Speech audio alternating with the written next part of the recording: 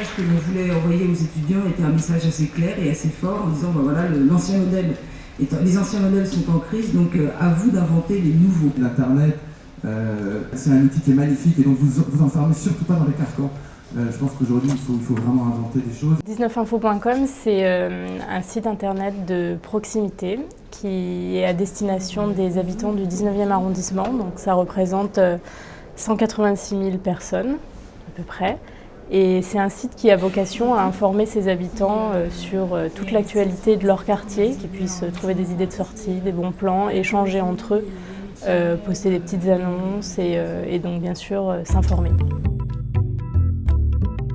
Ce partenariat effectivement a 3 composantes. La première, c'est le prix de l'innovation en journalisme qu'on a lancé l'année dernière.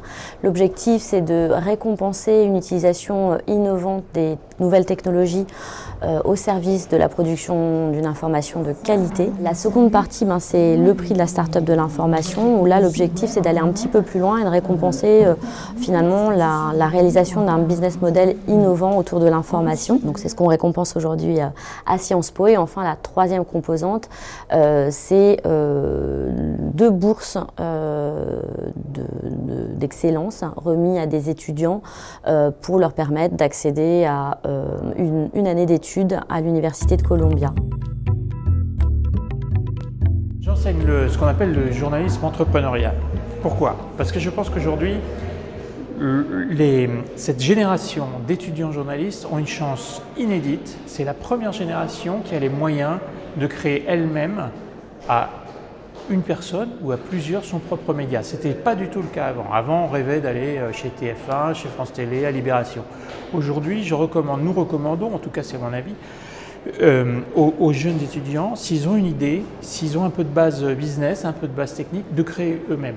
Dans quelle direction? Dans 3 directions en fait. Je le disais à l'instant. 1.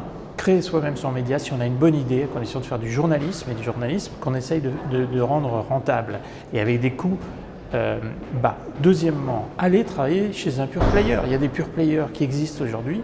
Si vous avez les bases business et les bases tech, vous pouvez amener beaucoup de choses aux pure players. Et enfin, la troisième possibilité, c'est que vous pouvez amener de l'innovation dans un vieux média traditionnel. Vous serez à même de pouvoir créer, de monter un projet à l'intérieur d'un vieux média professionnel. C'est ça qu'on essaye de faire avec le journalisme entrepreneurial en montant des projets.